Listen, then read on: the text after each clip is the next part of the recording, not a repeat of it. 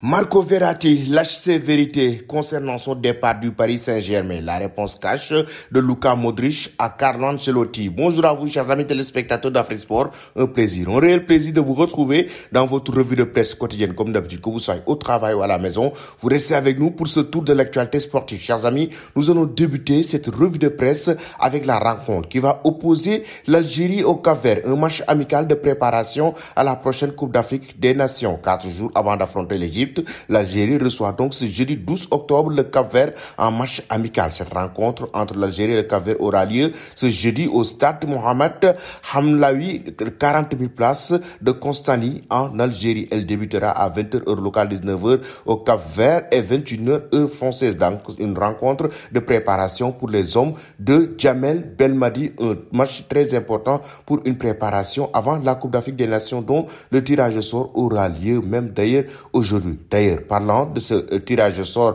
de cette équipe, des équipes africaines qui vont disputer la prochaine Coupe d'Afrique des Nations, on va parler de la presse sénégalaise, le quotidien Record, qui vient sur ce tirage au sort et demande les adversaires du Sénégal. Quel adversaire pour les Lions de la Teranga qui ont remporté cette Coupe d'Afrique des Nations il y a de cela 2 ans? C'était du côté du Cameroun. On se rappelle de cette belle messe continentale et le Sénégal était finaliste face à l'Égypte dans cette compétition et il l'a remporté lors des séances de tir au but avec le but inscrit par Sadio Mané. D'ailleurs, Sadio Mané va même participer au tirage au sort aujourd'hui du côté de Abidjan. Le quotidien SAT va dans le même sens aussi de son côté pour demander quel adversaire pour le Sénégal concernant ce tirage au sort qui aura lieu en Côte d'Ivoire. Quel adversaire pour le Sénégal selon le quotidien STAT. Selon vous, chers amis, dites-nous en commentaire qui va remporter la prochaine Coupe d'Afrique des Nations entre le Sénégal, le Cameroun, la Côte d'Ivoire, entre ces équipes africaines concernant cette grande messe du football continental. Mais en même temps, nous allons maintenant directement du côté de l'Italie pour parler de l'avenir d'Antonio Conte.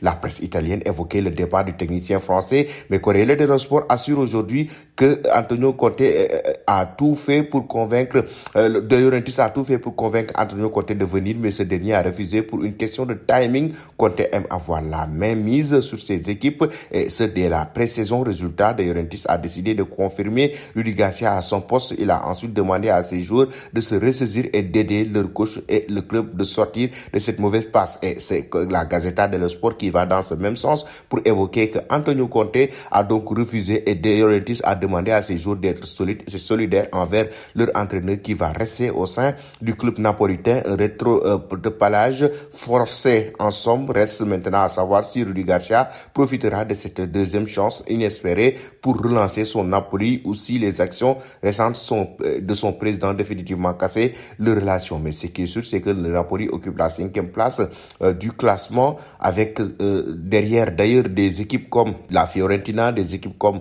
le Milan AC ou encore l'Inter de Milan, et le Napoli doit retrouver sa place au sein de l'élite du football italien. Pensez-vous que c'est possible? Vous donnez vos avis en commentaire. Nous filons directement maintenant du côté de l'Espagne pour parler de la rencontre qui va opposer la Roja espagnole à l'Écosse. Un match de très haute facture parce que c'est une rencontre importante du mois où l'Espagne va jouer un match pour les qualificatifs de l'Euro 2024. Oui, les qualificatifs de l'Euro 2024 et le journal Marca dit que la gagne est obligatoire à ganar, comme l'a si bien titré le quotidien madrilène. De son côté, la presse, toujours avec la presse espagnole, le quotidien AS va dans le même sens pour nous parler de Paul Vara contre Okosa. Un match important et une victoire contre l'Écosse et qui est obligatoire selon la presse espagnole. D'ailleurs, ce sera une rencontre qui va avoir lieu ce soir entre l'Espagne et l'Écosse, match comptant pour les qualificatifs de l'Euro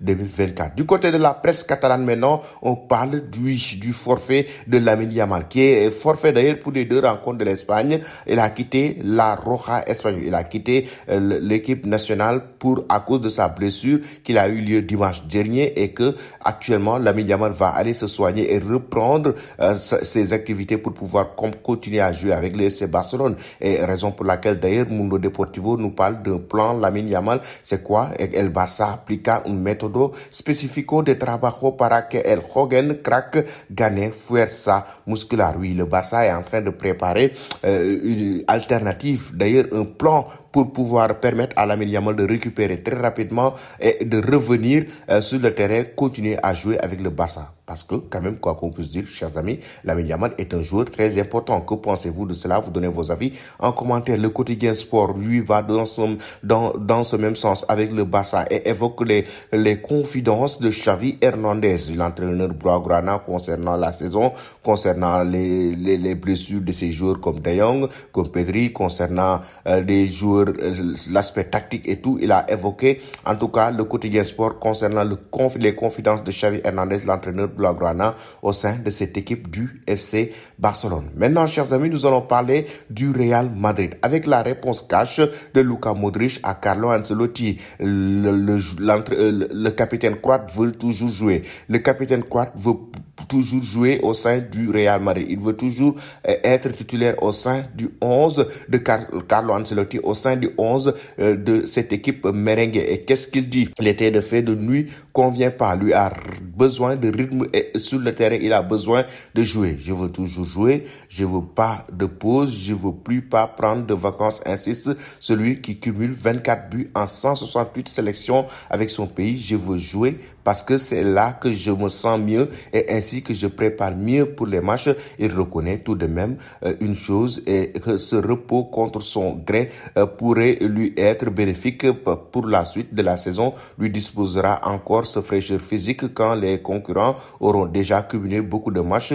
A évoqué carrément Luka Modric. Cette situation pourrait avoir des avantages pour la suite, donc nous verrons. Mais je veux pas de ça. Je veux jouer et si nécessaire tous les 3 jours, car physiquement ça va. Ça aurait été une autre histoire si c'était pas le cas. Je me sens bien physiquement et mentalement et je veux jouer, a carrément évoqué Luka Modric. Chers amis, que pensez-vous de cette situation? Pensez-vous que Luka Modric mérite vraiment de jouer avec son âge? Que Luka Modric mérite vraiment de jouer? Qu'il veut continuer à jouer tous les matchs de championnat et de Ligue des Champions avec son âge? Est-ce possible sur le plan physique? Vous donnez vos avis en commentaire. Maintenant, nous allons terminer notre revue de presse avec le Paris Saint-Germain. Marco Verratti qui a choisi sa destination par amour au Paris Saint-Germain. Et oui, Marco Verratti, certes, qui a quitté le club de la capitale française, mais qui est revenu sur son départ au sein du club de la capitale française, du club de Kylian Mbappé. Qu'est-ce qu'il dit, Marco Verratti, qui lâche ses vérités concernant son départ? Je suis quelqu'un de sincère.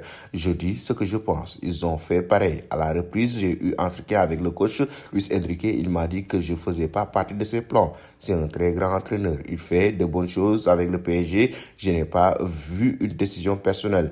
Je n'ai pas eu d'ennemis dans la vie. Je préfère les choses claires, a évoqué Marco Verratti, qui avance concernant sa discussion avec Luis Enrique. Non, juste qu'il voulait changer, que j'avais fait beaucoup d'années ici et qu'il voulait quelque chose de nouveau mis à la porte. L'Italien a enfin expliqué pourquoi il est allé au Qatar alors qu'il avait encore les jambes pour rebondir dans un club prestigieux en Europe. Je voulais vivre une expérience différente. Je n'avais pas envie d'aller dans une autre équipe en Europe où j'avais pu affronter le PSG. Je voulais que ça soit ma dernière équipe, a évoqué Marco Verratti. Chers amis, que pensez-vous de sa déclaration? Vous donnez vos avis en commentaire. Restez connectés sur Afrique Sport pour ne rien rater de l'actualité. Merci et très bonne journée.